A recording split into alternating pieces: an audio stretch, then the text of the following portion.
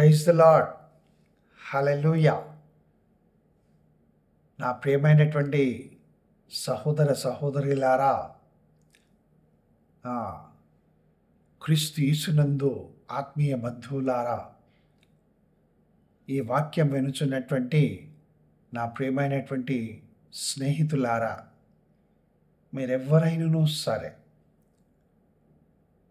మనందరినీ దేవుడు ప్రేమిస్తూ ఉన్నాడు. దేవుని నామం నాకు మహిమ కలుగును గాక. జాతి మత వివక్ష లేకుండా, రంగు రూపమును చూడకుండా, దీనస్థితియా ఐశ్వర్యవంతునివా అని చూడకుండా ఆయన అందరినీ ప్రేమిస్తున్నాడు. Jesus loves you. యేసు నిన్ను ప్రేమిస్తూ ఉన్నాడని చెప్తున్నాను. ఆయన మంచి దేవుడు.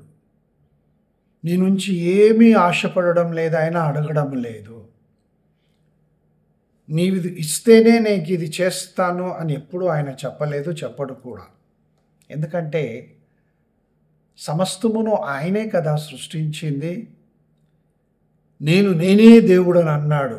యెహోవాను ఘనమైన నామం గల దేవుడు గనుక ఆయన యందు విశ్వాసం ఉంచి, ప్రభువా, నా కొరకు పాపములో పడిపోయినటువంటి మానవుని విమోచన కొరకు నీవు పరలోకమును విడిచి భూమి మీదకి వచ్చి నరావతారిగా మా మధ్యలో నీవు పరిచర్య చేశావు, నన్ను క్షమించు అని మనం అడిగినట్లయితే ప్రభు మన ప్రతి పాపమును క్షమించి తన ప్రాణము చేత మన ప్రాణములను శుద్ధీకరించి స్వస్థపరిచి ఆయన మనకు విమోచనమును, శాపంలో నుంచి విడుదలను కలగజేసి ఆస్వాదించే దేవుడు, మన ఆత్మలను రక్షించే దేవుడు యేసుక్రీస్తు ప్రభు. నమ్మిన వారందరూ కూడా తలలు వంచి ఈ వాక్యం వినుటకు మనం సిద్ధపడదాం. ప్రార్థించుకుందాము. ప్రేమగల తండ్రి, నీకు వందనాలు ప్రభువా. నీవు కుమ్మరివి, నేను మీ చేతిలోనే మంచినై ఉన్నాను. నీ చిత్తానుసారమైనటువంటి పాత్రగా నన్నును ఈ వాక్యం వినుచున్నటువంటి వారిని రూపించుమని బ్రతిమాలు కొంచెం ప్రార్థిస్తూ ఉంటున్నాను. పరలోకమందు నీ చిత్తము నెరవేరుచున్నట్లు భూమి అందును నెరవేరునుగాక. నరుని జ్ఞాపకం చేసుకున్నటకు అతడే పాటివాడు. నన్ను జ్ఞాపకం చేసుకునడానికి నేనే పాటివాడను ప్రభా. అయినను నీవు నన్నును ఈ లోకములో ఉన్నటువంటి వారిని వెతికి రక్షించి నరకములో నుండి పరలోకమునకును మరణములో నుండి జీవంలోనికి నడిపించినందులకై నీ కృతజ్ఞతాస్తుతులు చెల్లిస్తుంటున్నాను. ఈ వాక్యము ద్వారా నీవు మాతో మాట్లాడు, మా ఆలోచనలను సరిచేయు, నీ ఆశీర్వాదములతో నింపి మమ్మల్ని ముందుకు నడిపించు. ఈ నూతన సంవత్సరంలో నీ కార్యములను నూతనపరచుమని యేసు నామమున ప్రార్థిస్తున్నాను తండ్రి. ఆమేన్. దేవుని ప్రియమైనటువంటి ప్రజలారా, ద్వితీయోపదేశకాండము 11వ అధ్యాయము 12వ వచనము, Deuteronomy chapter 11 and verse 12 Bible గ్రంథములో ఈ విధంగా వ్రాయబడి ఉన్నది. అది నీ దేవుడైన యెహోవా లక్ష్యపెట్టు దేశము. నీ దేవుడైన యెహోవా కన్నులో సంవత్సరాది మొదలుకొని సంవత్సరాంతము వరకు ఎల్లప్పుడూ దాని మీద ఉండును. ఎస్, ఈ టైంని బాగా జ్ఞాపకం పెట్టుకోనండి. దేవుని వాక్యము మనకు సెలవిచ్చిన ప్రకారము ఒక టైం, సంవత్సరము ఆది మొదలుకొని సంవత్సరాంతము వరకు, beginning of the year to the end of the year అని దేవుని వాక్యం సెలవిస్తున్నది. అవును, జనవరి 1 తారీఖు 12 గంటల నుంచి ప్రారంభమైనటువంటి న్యూ ఇయర్ సంవత్సరాది, అక్కడి నుంచి డిసెంబర్ 31 మధ్యరాత్రి 11 గంటల 59 నిమిషాల 59 సెకండ్లు, 31st of December midnight 11 hours 59 minutes 59 seconds. ఆ జనవరి 1 తారీఖు నుంచి డిసెంబర్ 31 తారీఖు వరకు టైం ఫ్రేమ్ ఇస్తున్నాడు దేవుడు ఇక్కడ. ఆయన నీవు ఉండేటటువంటి స్థలమును, నేను ఉండేటటువంటి స్థలమును, ఆ దేశమంతటిని దేవుడు ఏర్పరచుకున్నటువంటి ప్రజలు ఉండేటటువంటి దేశమంతటిని కూడా ఆయన లక్ష్య పెట్టుచు ఏమంటున్నాడనంటే, ఈ సంవత్సర కాలములో అనగా ఇప్పుడు మనం 2025 జనవరి మాసంలో ఉన్నాం. నూతన సంవత్సరము మొదటి రోజుల్లో మనం ఉన్నాం. ఈ సంవత్సరం అంతయు కూడా ఆ యొక్క వెదర్ ఏ విధంగానైతే దేవుడు వాతావరణంను ఏర్పరిచి ఉన్నాడో, ఆ వాతావరణం అంతయు కూడా కాలముల ప్రకారము సమయానుకూలంగా అన్నీ ఆ దేశము మీద, దేశ ప్రజల మీద ఉండునట్లుగా ఆయన చూచి నిర్వహించి దేవుడై ఉన్నాడు, ఆశీర్వదించి దేవుడై ఉన్నాడు. కాబట్టి మనం మన పూర్ణ హృదయముతో, మన పూర్ణ ఆత్మతో, పూర్ణ బలముతో మన దేవుడైన యెహోవాను సేవింపవలెను. ఏదో అవసరాన్ని బట్టి ప్రార్థించకుండా, నేను వెళ్ళాలి కాబట్టి అని మందిరమునకు వెళ్ళకుండా, నేను ఇవ్వాలి కాబట్టి అని కానుకలు ఇవ్వకుండా, అడిగారు కాబట్టి నేను దశంభాగం ఇస్తున్నాను, దేవునికి ప్రార్థించమన్నాడు కాబట్టి నేను ప్రార్థన చేస్తున్నాను, ఇలాంటి హృదయముతో కాకుండా ఆ సర్వోన్నతుడైన సర్వశక్తిమంతుడైనటువంటి దేవుడైన యెహోవా క్రీస్తు యేసునందు నాకు తండ్రి అయి ఉన్నాడు, నేను ఆయన ఆజ్ఞలకు లోబడి ఉంటాను, ఆయన మాటలన్నీ జీవింపజేసేటటువంటి మాటలు, జీవము గల మాటలు, ఆయన యందు నేను భక్తి శ్రద్ధలు నిలిపి ఆయనకు లోబడి ఉంటాను, నా దేవుణ్ణి ప్రేమిస్తున్నాను నేను అనంటే ఆయన ఆజ్ఞలకు లోబడి ఉండడమే, ఆయన చిత్తానుసారంగా నడుచుకోవడమే. చిత్తము ప్రభువా నీ దాసుడు ఆలకించుచున్నాడు, నీ దాసురాలు ఆలకించుచున్నది, ఆజ్ఞ నిమ్ము అని ఆయన అడిగి ఆయన మాటల ప్రకారము జీవించవలసినటువంటి వారమై ఉంటున్నాం.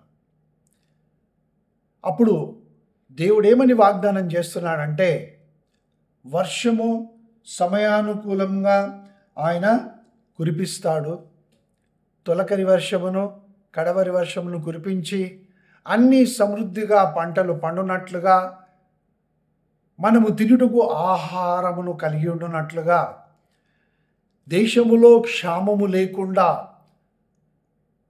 భూమి పంటనిచ్చినట్లుగా సమస్తము ఆశీర్వదించబడి, తాగడానికి నీళ్లు మరియు పశువులు మేత మేయడానికి ఆయన గడ్డిని మొలిపిస్తాడని, ఆ తరువాత నీవు ధాన్యమును కూర్చుకుంటావు, నూనెను కూర్చుకుంటావు, చేతుల కష్టార్జితమును అనుభవిస్తావు అని దేవుడు వాగ్దానం చేస్తున్నాడు. దేవునిని విడిచిపెట్టే హృదయము మనలో ఎవరికి కూడా ఉండకూడదు.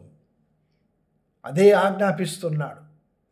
ఏమని ఆజ్ఞాపిస్తున్నాడంటే, నీ హృదయము మాయలలో చిక్కి త్రోవ విడిచిపెట్టి దేవునిని కానటువంటి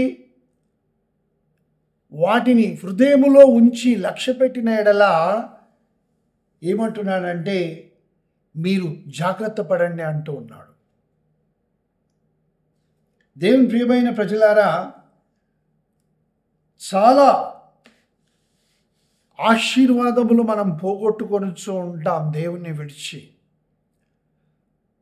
ఆయన సమస్తమును సమయానుకూలంగా చేసేటటువంటి దేవుడు గనుక నిన్ను కాపాడుచున్న దేవుడు, నీ బలహీనతలు, అనారోగ్యము, నీ మానసికంగా కృంగిపోయినటువంటి నీ మనస్సు, వీటన్నిటినీ స్వస్థపరుస్తూ నీవు చేస్తున్నటువంటి పనుల మీద, నీ కుటుంబం మీద, నీకు చెందిన సమస్తము మీద ఆయన ఆశీర్వాదములను కుమ్మరించి నిన్ను ఆశీర్వదిస్తూ నిన్ను ఐశ్వర్యవంతునిగా, అనగా హీఈస్ ప్రాస్పరింగ్ యు, ఐశ్వర్యవంతునిగా చేస్తూ ఉన్నాడు. దేవుని నామమునకు మహిమ కలుగును గాక. నీ దుఃఖములో ఎడబాటు కలిగినప్పుడు మనుష్యులు నీపైకి లేచి నీవు చేయని నేరమును నీపై మోపి అవమానపరిచినప్పుడు, నిన్ను బహుగా బాధించినప్పుడు, నష్టమును కలగజేసినప్పుడు, ఆదరణకర్త అయినటువంటి తండ్రి అయిన దేవుడు, పరిశుద్ధాత్మ దేవుడు, వాక్యమైనటువంటి యేసుక్రీస్తు ప్రభు నీ హృదయముతో మాట్లాడి నీ మనస్సుకు తగిలినటువంటి గాయములను మాన్పివేసి నీ గాయములకు కట్టుకట్టి 6 బాధలలో నుంచి నిన్ను విడిపిస్తూ నడిపించుటకై ఆయన కనుదృష్టిని నీ మీద, నా మీద, మన దేశం మీద ఉంచి ఉన్నాడు. దేవుని నామమునకు మహిమ కలుగును గాక. హల్లెలూయా. ఇందును బట్టి మనము దేవునిని స్తుతించి ఆరాధించాలి. అవును, ఈ సంవత్సరం అనగా జనవరి 1వ తారీఖు మధ్యరాత్రి నుంచి ఈ రాబోయే డిసెంబర్ 31వ తారీఖు మధ్యరాత్రి వరకు ఆయన ఒక టైం ఫ్రేమ్ని ఉంచాడు. కాబట్టి గత సంవత్సరంలో అనగా నీ వయసు 70 సంవత్సరాలే కావచ్చు, లేకపోతే నా సహోదరి నీ వయసు 30 సంవత్సరాలే కావచ్చు, యవనస్తుడా నీ వయసు 22 సంవత్సరాలే కావచ్చు. ఈ గత కాలం అంతయు కూడా నీవు నీ ఆత్మలో వర్ధిల్లుచు ఉన్నావా? ఎందుకంటే నీ కొరకు ప్రార్థించారు, ఒకరు ప్రార్థిస్తూనే ఉన్నారు. ఏమని? ప్రియుడా, ఫ్రెండ్, బిలవెడ్ అని వాక్యం సెలవిస్తున్నది. యోహాను వ్రాసిన 3వ పత్రిక 2వ వచనములో, ప్రియుడా, నీ ఆత్మ వర్ధిల్లుచున్న ప్రకారము నీవు అన్ని విషయములలో వర్ధిల్లుచు సౌఖ్యంగా ఉండవలనని నీ కొరకు ప్రార్థన చేస్తున్నాను. నీవు ఆత్మలో వర్ధిల్లావా? లేకపోతే ఈ సంవత్సరము ప్రభువా నన్ను ఆత్మలో వర్ధిల్ల చేయి, ఇంకా నీకు డిసెంబర్ 31 వరకు సమయం ఉన్నది. కాబట్టి ఈ సంవత్సరం అంతటిలో కూడా నీవు అన్ని విషయాలలో సౌఖ్యంగా ఉండాలి. ఇంగ్లీష్లో ఏమనుందంటే, even in health to you prosper in your soul, in everything you do you prosper, and even in health you will prosper అని ప్రార్థన చేస్తూ ఉన్నాడు. Are you not prospering? గత సంవత్సరంలో నీవు చేసిన ప్రయత్నములన్నిటి మీద దేవుడు తన దీవెనలను కుమ్మరించలేదా? ఈ దినమున నీవు నేను సజీవుల లెక్కలో లెక్కింపబడుతున్నామంటే అది దేవుని యొక్క మహావాత్సల్యత కాదా? ఆత్మలో వర్ధిల్లు. తర్వాత పేతురు భక్తుడు ఏమంటాడంటే, మీరు క్రీస్తు యేసునందున్న కృప మరియు జ్ఞానమందు అభివృద్ధి చెందినట్లుగా చూచుకొనడి అంటాడు. ఈ సంవత్సరం అంతయు కూడా హ్యాపీ న్యూ ఇయర్ అని చెప్పుకున్నా, మర్చిపోయాం. ఎవరు ఇప్పుడు నీకు హ్యాపీ న్యూ ఇయర్ అని చెప్పరు. కానీ ప్రతిదినము దేవునికి మన ఎడల నూతనంగా వాత్సల్యత పుట్టుచున్నది. అందుకే మనము నశించిపోవడం లేదు. ఆయన మనల్ని కాపాడుతూ ఉన్నాడు. ప్రతి ఉదయము నూతనముగా. మరి నీ ప్రేమ నూతనంగా ఆయన ఎడల పుట్టుచు ఉన్నదా? నేను నా దేవునికి విరోధంగా నేను పాపము చేసి ఉన్నానని పశ్చాత్తాపపడుచున్నావా? మళ్ళీ మళ్ళీ చేసినటువంటి పాపములనే చేస్తున్నావా? ఆయన హృదయమును గాయపరుస్తూ దుఃఖపరుస్తూ ఉన్నావా? క్రిస్మస్ అయిపోయింది, న్యూ ఇయర్ అయిపోయింది. ఇప్పుడు మనము సిద్ధపడేది దేని కొరకు? భస్మ బుధవారం కొరకు, మళ్ళీ లెంట్ డేస్ కొరకు. యేసు ప్రభు శిలువ మీద నా కొరకు చనిపోయాడని మళ్ళీ Monday, Thursday, Good Friday, Easter వీటి కొరకు మళ్ళీ మనం సిద్ధపడతాం. ఇప్పుడు it has become a routine observances అంటాను నేను.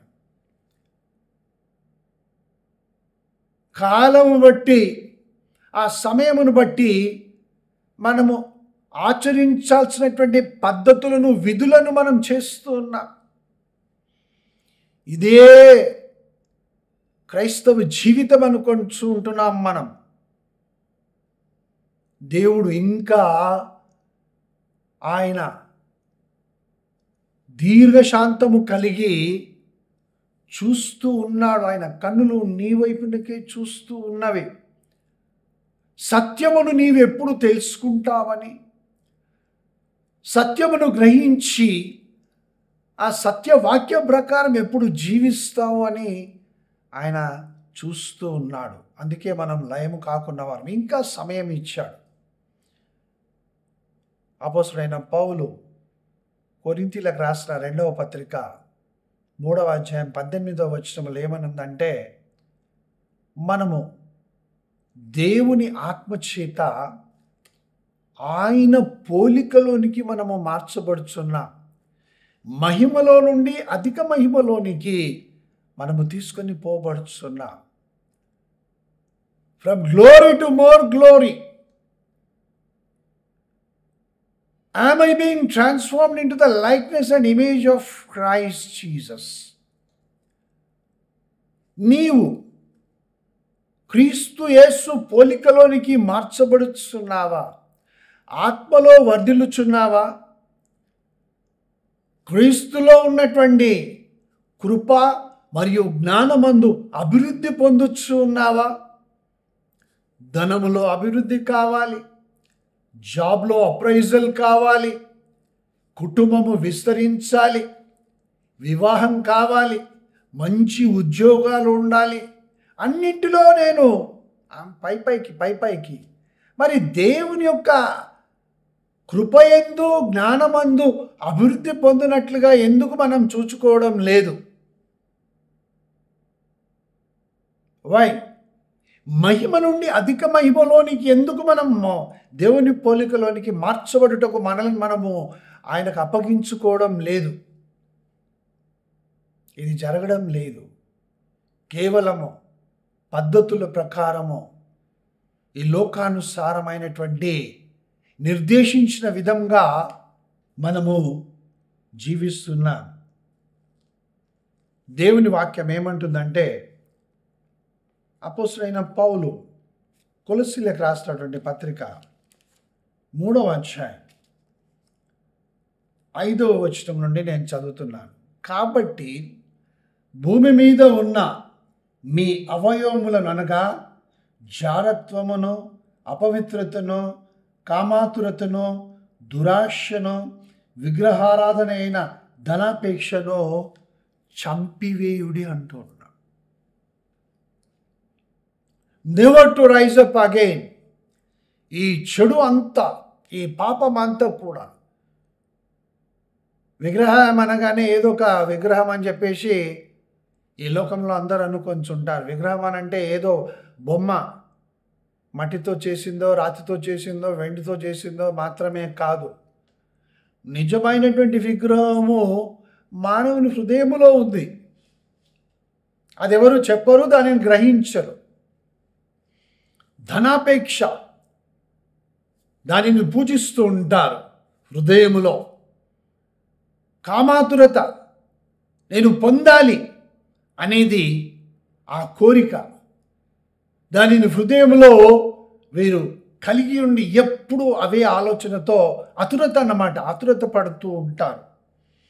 ఆ తర్వాత జారత్వము, అపవిత్రత, ఇవన్నీ కూడా దురాశ. వీటిని చంపివేయమంటూ ఉన్నాడు. మరి ఇంతకుముందు మనము ఆలోచించాం కదా, 70 ఏళ్ళు ఉండొచ్చు, 22 ఏళ్ళు ఉండొచ్చు, 30 ఏళ్ళు ఉండొచ్చు అని. ఇన్ని సంవత్సరాలలో నువ్వు ప్రతి సంవత్సరము దేనిని చంపివేస్తావు నీ ఆత్మీయ జీవితంలో? దేవునికి విరోధముగా ఉన్నటువంటి ఏ పాపమును నీవు చంపివేస్తావు? అంటే నేను 1999లో సిగరెట్ తాగడం అనేటటువంటి ఆ యొక్క విగ్రహాన్ని పూర్తిగా చంపివేశాను. అప్పటి నుండి ఇప్పటి వరకు మళ్ళీ ఎన్నడూ కూడా ఆ మనస్సులో కూడా ఆలోచన రానివ్వలే నేను సిగరెట్ త్రాగాలి అని. ఆ కోరిక నాలోనికి రానివ్వలేదు. దానిని చంపివేశానంటే ఇంకా చచ్చిపోయింది ఆ సిగరెట్ త్రాగాలి, నికోటిన్ అనేటటువంటి ఆ కోరిక. ఆ విధంగా దేనిని నీవు చంపివేస్తూ వస్తూ ఉన్నావు? సంవత్సరము నూతనమైనది రాగానే అక్కడ ఉన్నటువంటి వాళ్ళు ప్రకటన చేస్తారు, మీరు వచ్చి వాగ్దానపు కార్డును తీసుకొని వెళ్ళండి అని పరిగెత్తుకొని వెళ్తారు. నన్ను ఒక సహోదరుడు మొన్న ఫస్ట్ రోజు మార్నింగ్ అడుగుతున్నా, నేను అక్కడ దేవాలయంలో ఉండి అన్నీ చూసుకుంటున్నాను. అతను వచ్చి అడుగుతున్నాడు, బ్రదర్ ఈ ప్రామిస్ కార్డ్ తీసుకుంటారు కదా, ఒక్కొక్కళ్ళు 20, 30 ప్రామిస్ కార్డులు ఇలా తీసుకొని వెళ్ళిపోతున్నారు, ఏం చేసుకుంటారు వాటిని? అంటే పంచుతారని చెప్పిన నేను.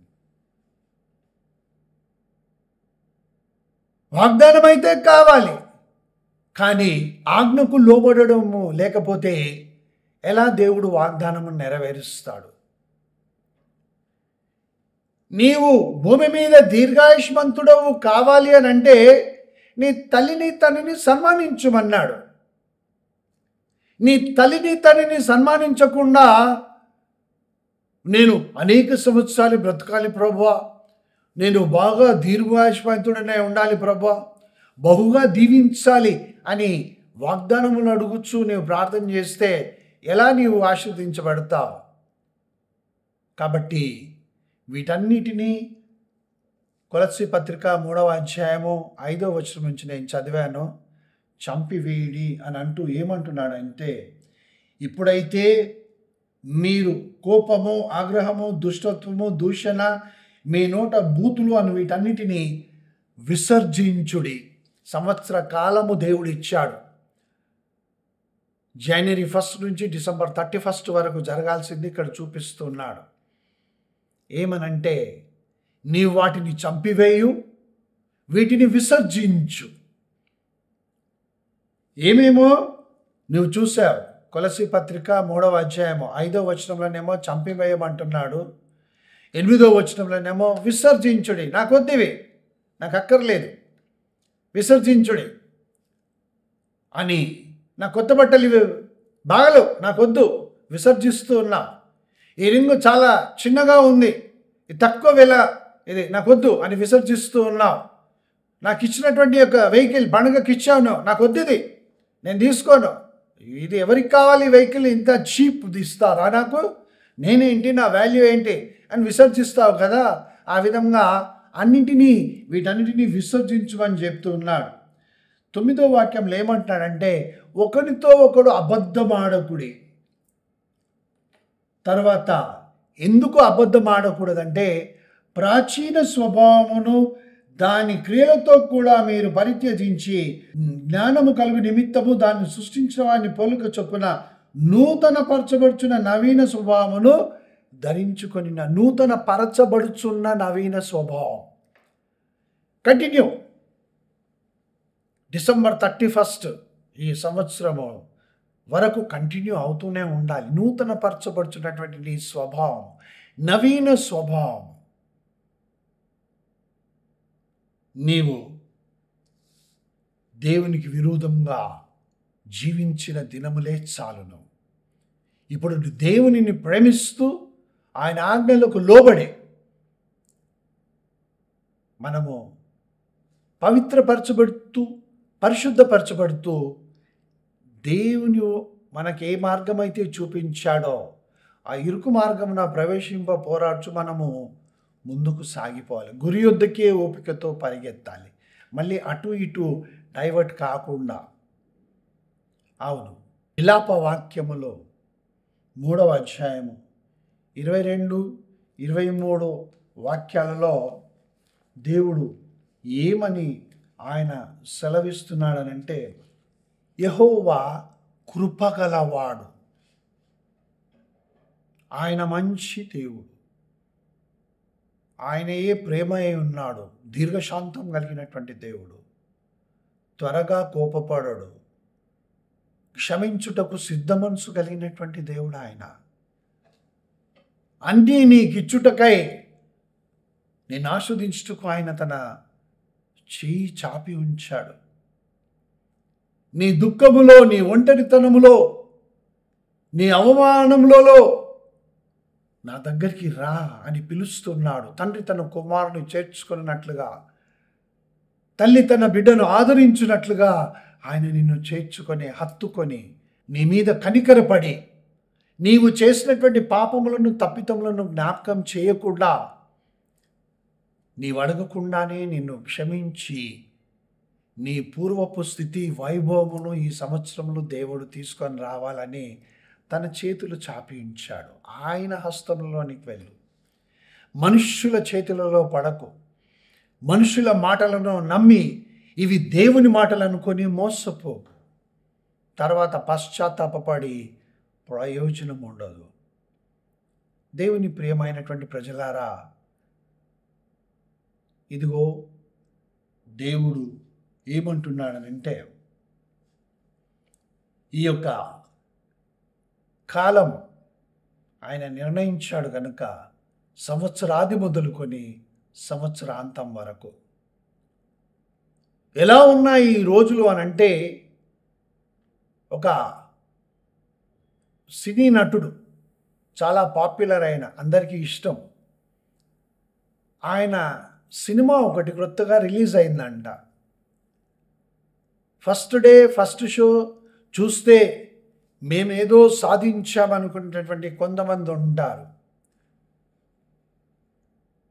అలా అందరూ టికెట్లు కొనుక్కొని సంపాదించుకొని సినిమా చూస్తున్నారు. అప్పుడు ఏం జరిగిందంటే, విలన్ హీరోని బాధేశాడు. నిశ్శబ్దంగా ఉంది, సైలెన్స్, పిన్ డ్రాప్ సైలెన్స్గా ఉంది థియేటర్ అంతా.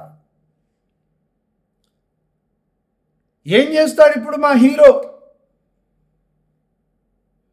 విలన్ చేతిలో దెబ్బలు తిన్నాడు, ఇప్పుడు ఆయన ఏం చేస్తాడు అని అందరూ అలా చూస్తున్నారన్నమాట. ఆ దృశ్యాన్ని చూస్తూ అందులో లీనమైపోయారు. అప్పుడు ఆ హీరో లేచి నిలబడి విలన్ వైపు నాకు చూస్తూ, నేను నిన్ను క్షమిస్తున్నాను అని అంటూ ఉంటాడు తెర మీద. దెబ్బలు తిన్నటువంటి హీరో విలన్ని కొట్టకుండా, అతన్ని శిక్షించకుండా ఏమంటున్నాడనంటే, నేను నిన్ను క్షమిస్తున్నాను అనగానే ఈ సినిమా చూస్తున్నటువంటి వారిలో పాస్టర్ గారు ఉన్నారంట. ఆయన లేచి గట్టిగా హల్లెలూయా అని గట్టిగా స్తుతి చెల్లించాడంట దేవునికి. ఎందుకు? క్షమించానని చెప్పగానే మా హీరో చాలా మంచివాడు, దేవునికి స్తోత్రం అని లేచి హల్లెలూయా అనగానే దాదాపు ఒక 50 స్వరాలు వాళ్ళందరూ కూడా హల్లెలూయా అని అక్కడక్కడ సినిమా థియేటర్లో కూర్చున్న వాళ్ళందరిలో నుండి వాళ్ళు కూడా హల్లెలూయా అని చెప్తున్నారంట. ఇది ఈ దినములలో మనం ఏం వింటున్నాము, ఏం చూస్తున్నాము, ఏం మాట్లాడుతున్నాము, ఆత్మీయమైనటువంటి మేలను పొందుచున్నామా, దేవుని చిత్తానుసారంగా మనం చేస్తున్నామా?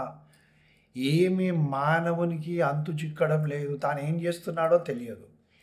అందుకే యేసు ప్రభు ప్రార్థించాడు, వీరేమి చేయుచున్నారో వీరెరుగ గనుక వీరిని క్షమించుమని. ఎక్కడ హల్లెలూయా చెప్పాలి, ఎందుకు హల్లెలూయా చెప్పాలి, నీవు దేవుని సన్నిధానంలో ఏ విధంగా గడపాలి, నీవెక్కడికి వెళ్ళకూడదు అనేది మర్చిపోయి నేనేదో దేవునిని స్తుతిస్తున్నానని నీ ఇష్టానుసారంగా మాట్లాడేస్తున్నావు. ఈ దినములలో కొంతమంది దైవ సేవకులు, అంటే ఏ దైవమో నాకైతే తెలియదు, వాళ్ళు నిజంగా యేసుప్రభును దైవంగా భావించి యెహోవా దేవుని దైవంగా భావించే వాళ్ళైతే వాళ్ళు ఆ విధంగా మాట్లాడరు. ఇష్టానుసారంగా మాట్లాడేస్తున్నారు, ఇష్టానుసారంగా తిడుతున్నారు. క్రైస్తవులు బాగా అని నానా రకములైనటువంటి. ఈ ఒక ఆయన అయితే క్రైస్తవులు బాగా బలిసిపోయారు, చెప్పుతో కొట్టాలి వారిని, చెప్పుతో కొట్టాలి వారిని, చెప్పుతో కొట్టాలి.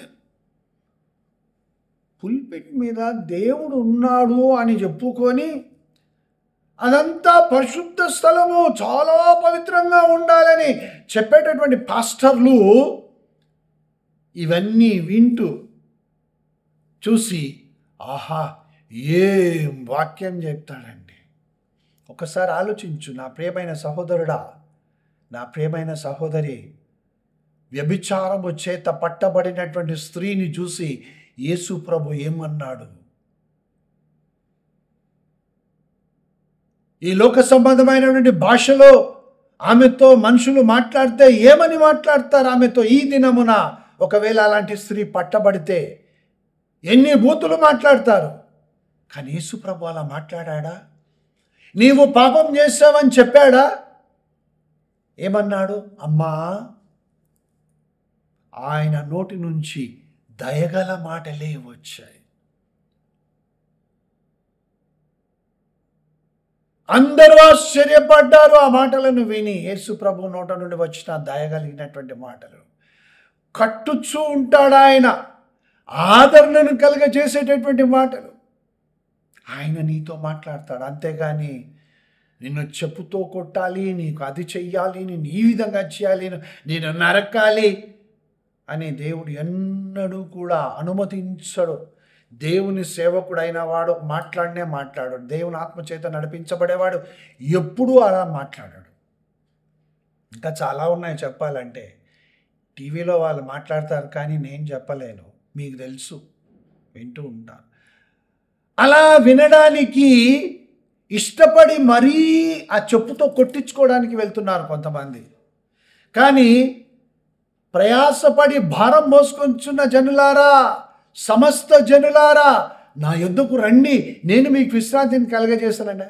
ఓ ప్రభా, తర్వాత వస్తాను, ఇప్పుడు నేను చాలా బిజీగా ఉన్నాను, వాక్యం వినడానికి వెళ్తున్నానే, నా సేవకుడు వస్తున్నాడని వెళ్ళిపోతున్నావు. నీవు క్రీస్తుని చూస్తున్నావా? క్రీస్తు మాటలను వింటున్నావా? ఆయన ప్రేమను నీవు పొందుచున్నావా? పాట అయితే పాడతావు, రుచి చూచి ఎరిగి తిని యెహోవా ఉత్తముడని. ఆయన కన్నులు సంవత్సరాది మొదలుకొని సంవత్సరాంతము వరకు దేశం మీద, అంటే అందులో ఉన్న ప్రజలు సమస్తము మీద ఆయన కన్నులు ఉన్నాయి. కాబట్టి నీవు కూడా ఆ ఉండరాని స్థలములో ఉండి చూడరాని వాటిని చూస్తూ హల్లెలూయా స్తోత్రం, ఇదే దేవుని మాటలు అనుకొంచుంటున్నావా? ఆయన దయగల మాటలు. ఇప్పుడు జనవరి 1 అయిపోయింది. నూతన సంవత్సరంలో మనం ఉన్నాం. దేవుని కనులు ఎప్పటిదాకా ఉంటాయని చెప్పాడు? మళ్ళీ 2026, 27 మీద కూడా ఉంటాయని చెప్పాడా?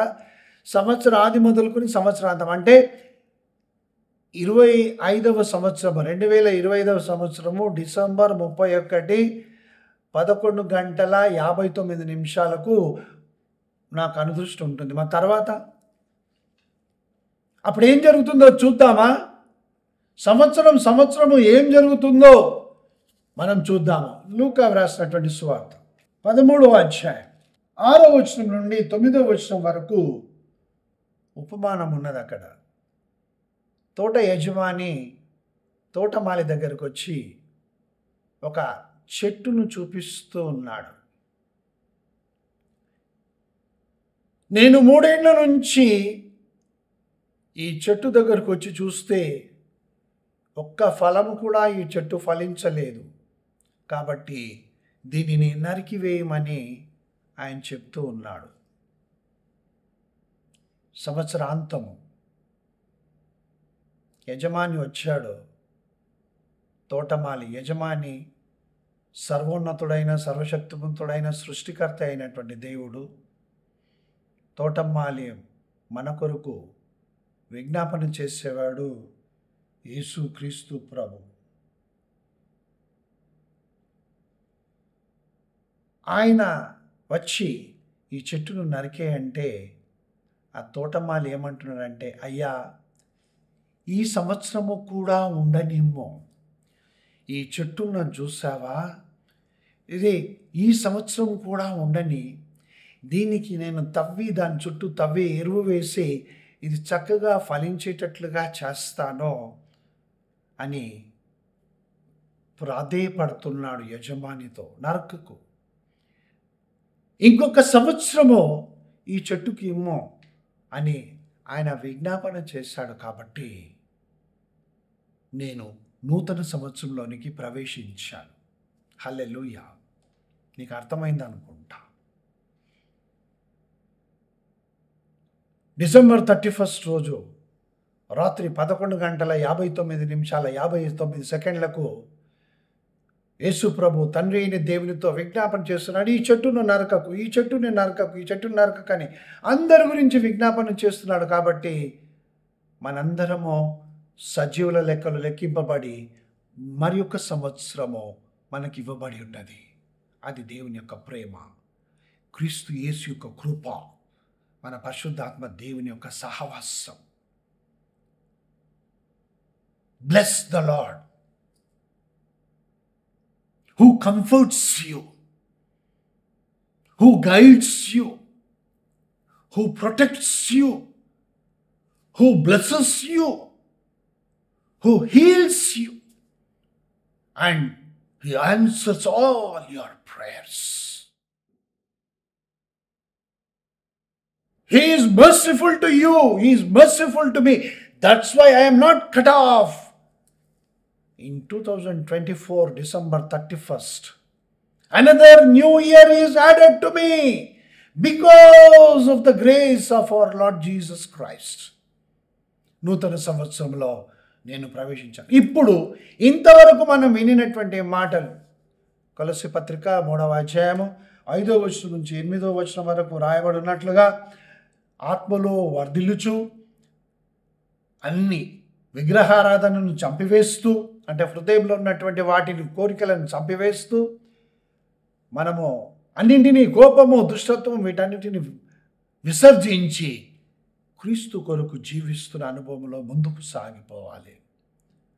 ఎందుకు నీకు మరి ఒక సంవత్సరం, నూతన సంవత్సరము 2025 ఇచ్చాడు దేవుడు అని అంటే, నీవు ఆయన వలె జీవించాలని, క్రీస్తు కొరకు క్రీస్తు వలె జీవించాలని, నీవు ఆత్మలో వర్ధిల్లుచు ఫలములు ఫలించాలని మరి ఒక సంవత్సరము నీకు ఇవ్వబడింది, నాకు ఇవ్వబడింది. వినుటకు చెవులు గలవాడు వినుగాక అని పరిశుద్ధాత్మ దేవుడు ఏ విధంగా అన్నాడో, వినిన వాళ్ళు ఈ వాక్యానుసారంగా జీవించుటకు దేవుని సహాయం చేత ఈ జీవితయాత్రలో ఈ డిసెంబర్ 31 వరకు బహుగా ఫలించుదురుగాక. తలలు వంచి ప్రార్థించుకుందాం. కనికరం గల తండ్రి, యేసు క్రీస్తు ప్రభువా, నా కొరకును ఈ లోకంలో ఉన్న ప్రతి ఒక్కరి కొరకు నీవు తండ్రి అయిన దేవుని దగ్గర విజ్ఞాపన చేసి ఈ సంవత్సరము కూడా ఉండనిమ్ము, ఇది ఫలించకపోతే నరికి వేయించుము అని నీవు ఆయనను ప్రాధేయపడ్డావు, విజ్ఞాపన చేసి మరి ఒక సంవత్సరమును మాకు ఇచ్చినందులకై వందనాలు. ఈ సంవత్సరమైనను నీ కొరకు ఫలించి మేము నీ పోలికలోనికి మార్చబడుచు ముందుకు సాగిపోవటకు దీవించి ఆశీర్వదించుమని యేసునామమున ప్రార్థించి వేడుకొంచున్నాను తండ్రి. Amen, amen. God bless you.